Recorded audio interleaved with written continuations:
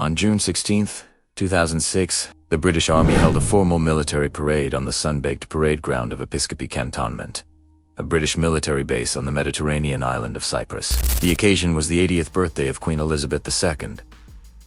The guests were ambassadors, Spain, Sweden, the Netherlands, United Nations, dignitaries, senior officers in pressed uniforms, the kind of crowd that expects precision, solemnity, and the full weight of British military ceremony delivered without a single step out of place. At the head of the parade, in his rightful position as a ranking member of the 1st Battalion of the Royal Welsh, marched Lance Corporal William Windsor. Army number 25,232,301, age 6, species, goat. He had served since 2001. He had a full-time handler. He had marched before royalty. He held an official rank.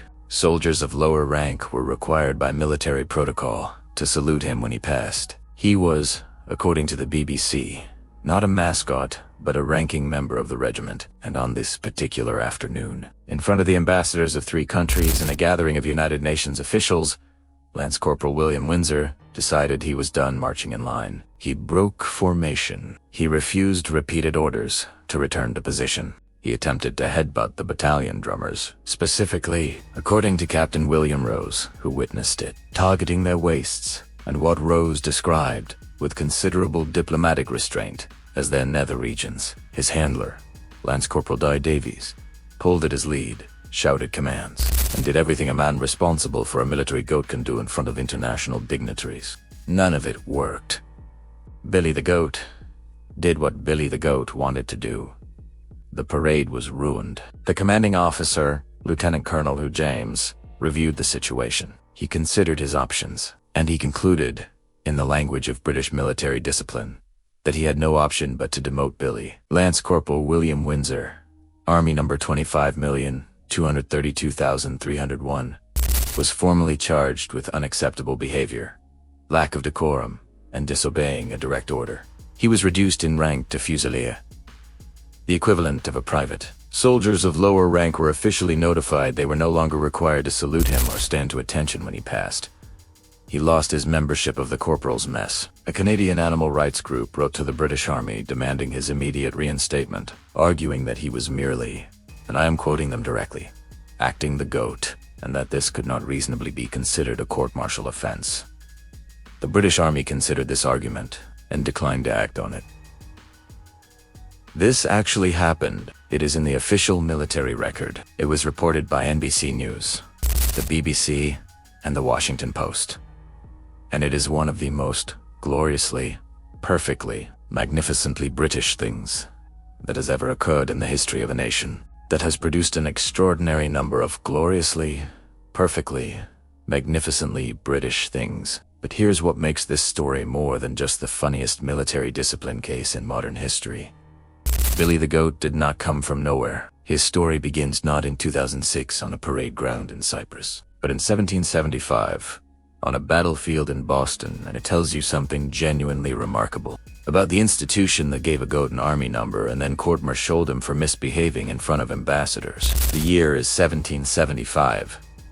The American Revolutionary War is in its opening months. On June 17th, at a place called Breed's Hill, just outside Boston, a battle that history would record under the name of the adjacent Bunker Hill, the British Army, and the American Continental Forces face each other across a stretch of ground that both sides understand will determine the direction of the revolution. The British regulars, including the regiment that would eventually become the Royal Welsh, advance up the hill under withering American fire. The advance is brutal. The line begins to falter. Men fold. The ground is steep. The fire is accurate, and the American defenders, running low on ammunition, are ordered to hold their fire until they see the whites of the British soldiers' eyes. And then, out of nowhere, a wild goat runs onto the battlefield. Nobody ordered it there. Nobody knew it was coming. A wild goat, startled by the noise and chaos of a battle it had no part in, ran out of the scrub and in the way that animals sometimes do when frightened, ran straight toward what it perceived as the direction of least danger. That direction happened to be directly ahead of the regiment's regimental colors, the battle flag of the Welsh regiment, the thing that soldiers in the heat of battle look to when they need to know which direction forward is. The goat ran in front of the colors. The men, seeing something moving forward with apparent fearlessness in the direction of the enemy, followed. The line steadied. The advance continued. The British took the hill. Whether the goat truly turned the battle or whether this is the kind of story that battles grow around themselves over the years of retelling, historians debate. What is not debated is what happened afterward. The regiment adopted the goat. They brought it with them when they marched. They gave it a place in their formation. They decided, as men in difficult circumstances sometimes decide about the small creatures that appear to bring them luck, that this animal was one of theirs, and they never stopped. From 1775 onward, every iteration of the regiment that became the Royal Welsh has maintained a regimental goat. Not as a pet, not as a mascot in the way a sports team has a mascot. Something cute and symbolic that stands on the sidelines. As a ranking member of the regiment, a soldier. In the fullest ceremonial sense, the British Army extends that word to cover. In 1844, Queen Victoria formalized the arrangement. She presented the Royal Welsh Fusiliers with a cashmere goat from her own royal herd. And since that day, without a single interruption, every British monarch has presented the regiment with a cashmere goat from the Crown's own herd to serve as the regimental goat. Over 180 years, through the Crimean War, the Boer War, 2 world wars, Korea, Northern Ireland, Iraq, and Afghanistan, the tradition has never broken. The goats are not simply walked around and displayed. They are given army numbers. They receive promotions based on length and quality of service. Their primary duty is to march at the head of the battalion in all ceremonial parades in the position of honor, ahead of the human soldiers. They have full-time handlers who carry the title of goatme. They are subject to military discipline. They are entitled to military honors, and they are given perks that most enlisted soldiers would consider extraordinary. Billy Windsor, during his service, received 2 cigarettes per day, to eat, not to smoke. As goats famously will eat almost anything, and a daily ration of Guinness, a government-issued daily Guinness allocation to a goat. In the British Army, this is not a joke. This is documented in the National Army Museum's official record of Army mascots. Billy Windsor ate his cigarettes and drank his Guinness and marched at the head of his battalion, and in the summers, caused diplomatic incidents on Mediterranean parade grounds, since his replacement would be designated William Windsor II, was presented to the regiment by Queen Elizabeth II herself in 2001. He was a cashmere goat. He had a lineage. His bloodline traced back through an unbroken line of royal goats to Queen Victoria's original gift in 1844.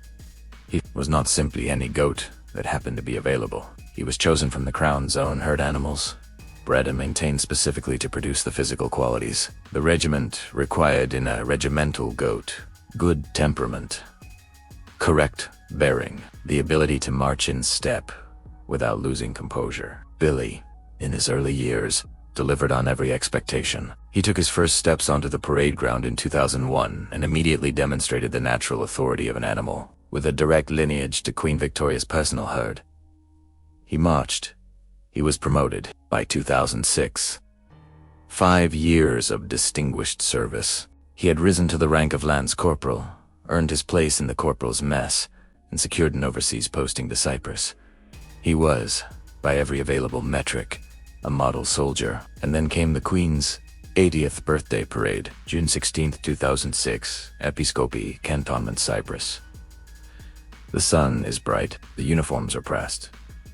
The guests are seated. The ambassadors of Spain, Sweden, and the Netherlands are watching, alongside United Nations dignitaries and senior military officials. The drums begin. The march begins. At the head of the battalion, in his correct position, Lance Corporal William Windsor begins his march.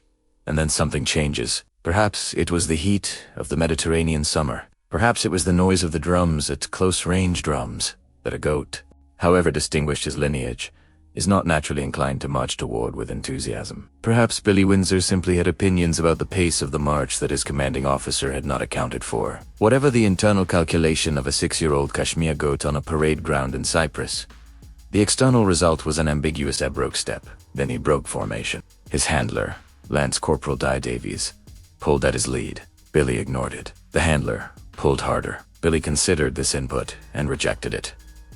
The drumline continued. Billy decided the drummers were the source of the problem and attempted to address this by headbutting them. Captain William Rose, watching from his position in the parade, later told reporters that Billy was specifically targeting the waist and nether regions of the drummers, a targeting preference that suggests either a strategic mind or a goat who has thought carefully about where a headbutt would be most disruptive. The ambassadors watched, the dignitaries watched.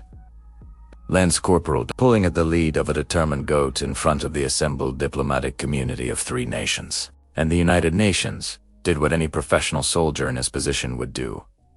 He did his absolute best. It was not enough. Billy was eventually removed from the parade. The march continued without him. The damage, in diplomatic terms, had been done.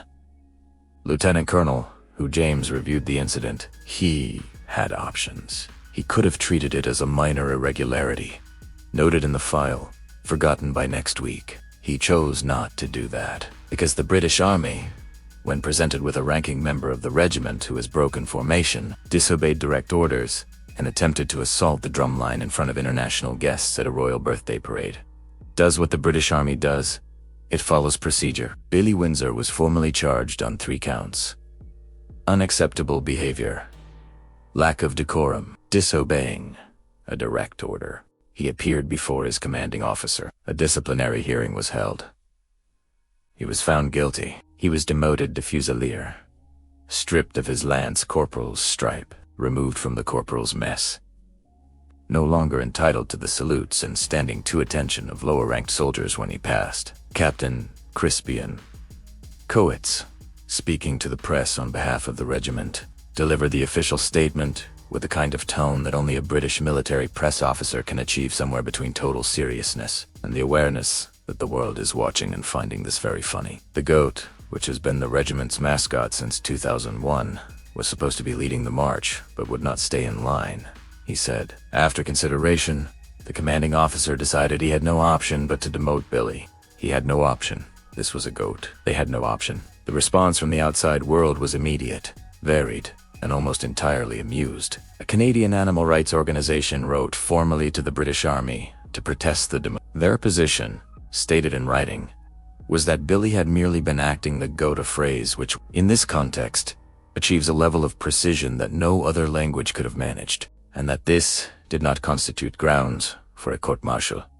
They called for his reinstatement with full honors. The British Army acknowledged the letter. The British Army maintained the demote. Newspapers across the English-speaking world ran the story. The BBC reported it. NBC reported it. The Washington Post reported it. The general editorial tone, across all of them, was something like barely contained delight that this had happened and that they were getting to report on it. 3 months later, on September 20th, 2006, on the same parade ground where the incident had occurred, Billy Windsor appeared at the Alma Day Parade, the annual celebration of the Royal Welsh's victory at the Battle of Alma in the Crimean War in 1854. He marched correctly. He maintained his position. He did not headbutt anyone. Captain Simon Clark, addressing the assembled regiment and press afterward, issued the official verdict with the formality the occasion required. Billy performed exceptionally well, he said. He has had all summer to reflect on his behavior at the Queen's birthday and clearly earned the rank he deserves. All summer to reflect on a goat. Lance Corporal William Windsor was restored to his rank. He was readmitted to the corporal's mess. Soldiers of lower rank were once again required to salute him. He had served his time as a fusilier, demonstrated rehabilitation, and then returned to his rightful place in the regimental hierarchy. Billy's court-martial, spectacular as it was not the most unusual disciplinary case in the history of British regimental goats. Somewhere in the 1800s, the serving goat major decided quietly, privately, without authorization, to offer the regimental goat for stud services to a goat breeder in Wrexham. His stated defense, when the matter came to light, was compassion for the goat. He felt the goat deserved the opportunity. The regiment was not moved. He was charged with lèse majesté, the legal offense of violating the dignity of a monarch on the grounds that a royal gift animal being offered to a Welsh breeder constituted an insult to the crown. The charge was eventually reduced, on reflection, to the lesser count of disrespect to an officer. The officer, in this case, being the goat, he was found guilty. He was reduced in rank. Then there was another goat, nicknamed the Rebel, who headbutted a colonel stooped over adjusting his trouser strap, caught him full from behind. knocked him forward, blacked both his eyes. The official regimental charge, a disgraceful act of insubordination. The British Army filed the paperwork, held the hearing. This is not a nation that does things by halves. Billy retired on May 20th, 2009. 8 years of service, the court-martial notwithstanding. Soldiers from the 1st Battalion lined the route from his pen to the transport trailer as he left camp for the last time. The full ceremonial honor of a retiring soldier of rank, because he was not a mascot. It was Lance Corporal William Windsor. Army, number 25,232,301. To find his replacement, 30 soldiers drove to Great Ormond Llandudno at 3 in the morning to catch feral Kashmir goat, in what one army spokesman described, without irony, as a docile state.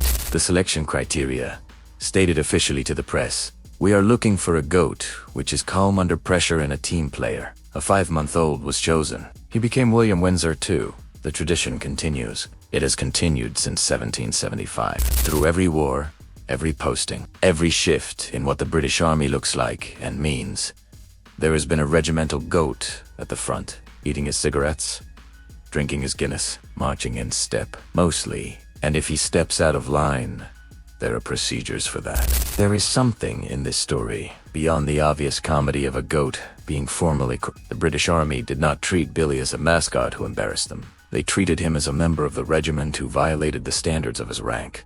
They gave him a hearing, found him guilty, reduced his rank, and 3 months later, when he'd earned it back, they reinstated him with full ceremony. They took a goat seriously, not because they didn't know he was a goat, because the tradition was worth taking seriously. Napoleon was defeated by rabbits because his staff didn't understand the difference between tame and wild. The Australian Army was defeated by emus because it didn't understand the terrain. The British Army simply decided the goat was one of theirs. And when he misbehaved, they followed the procedure. And somehow, through everything the 20th century threw at them, the goat was always at the front of the parade. Army number 25,232,301 Lance Corporal. If this story made you laugh, and it should share it, because this is exactly the kind of story every history textbook skips. And it is, in its own completely ridiculous way, one of the truest things ever written about what armies actually are. What do you think? Is this the most uniquely British thing that has ever existed? Tell us in the comments, and subscribe. Because every week, the true stories are stranger, funnier, and more human than anything you could make up.